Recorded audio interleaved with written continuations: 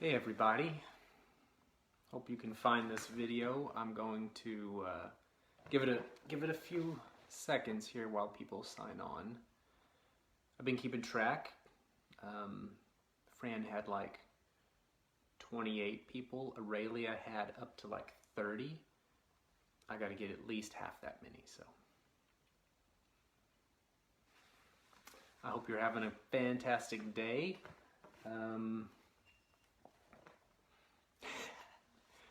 Lyle says, I hope you have pajama pants on with that tie. Who told you? Here's my coffee mug. This was a gift from Jana and Augie, who brought it back from their Mexico trip. So, hi. Oh, I see Clark. I see, oh, there's Jana, Fran, Brittany. Yeah, we all got dressed up today. You know, we miss you all, and so we have to up our dress-up game. When our church first started, and we were Grace Baptist Church, I wore a tie like every Sunday for a while there. We didn't know who we were. We had a vague idea of what we were doing, but thank God that that we're evolving. Let's see the pants. For God's sake, people, I'm wearing pants.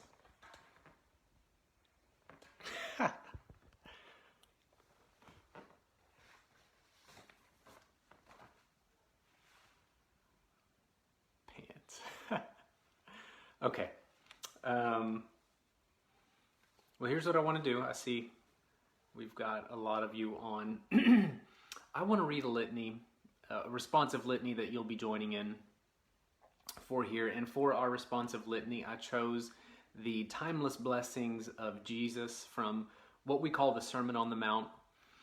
And these blessings are counterintuitive, upside down proclamations of blessing that I thought we needed to be reminded of in these upside down times. Sermon on the Mount. You can find it in Matthew and Luke. I happen to think that everything you need to follow Jesus in this world, you can, I gotta stop reading comments, you guys. Y'all are having too much fun at church right now. Everything you need to live the life of faith in Jesus, you can find in the Sermon on the Mount. I'm just gonna push through and ignore your comments right now, everybody. So the Sermon on the Mount, really encouraging words, I think, for this time right now. But as I read these blessings that are at the beginning, after each blessing, I'm going to pause, and you're going to join in, and if you want, and say, we give thanks. We give thanks. So, let me begin. When Jesus saw the crowds, he began to teach them, saying, Blessed are the poor in spirit, for theirs is the kingdom of heaven. We give thanks. Blessed are those who mourn, for they will be comforted. We give thanks. Blessed are the meek, for they will inherit the earth. We give thanks. Blessed are those who hunger and thirst for righteousness, for they will be filled. We give thanks. Blessed are the merciful, for they will be shown mercy. We give thanks. Blessed are the pure in heart, for they will see God. We give thanks. Blessed are the peacemakers, for they will be called children of God. We give thanks. Blessed are those who are persecuted because of righteousness, for theirs is the kingdom of heaven. We give thanks. Amen. Another note real quick to add. This is my prayer as well right now, this ethos, this spirit of Jesus, as our lawmakers are deciding what kind of stimulus package they're going to pass, hopefully in the next day or so. There's a lot of noise out there about who this is going to favor. Is this going to favor the institutions and corporations who have been financially misbehaving? Or is it going to benefit those of us down at the granular, grassroots, everyday level? I think very clearly here Jesus takes the side of those who are most afflicted, most affected, those who are on the outside of power, and he says those are the ones that get the blessings. So there's my little off-script political message for this morning. I pray that our lawmakers can follow the words of Jesus or the spirit of Jesus in some way right there. Have a few quick announcements to add to the ones that Fran mentioned earlier. We have a new process for sharing prayer requests. I hope you saw the email that came out from us earlier in the week. You can now submit these online. They go into a secure form, and we will share those with the entire church each week.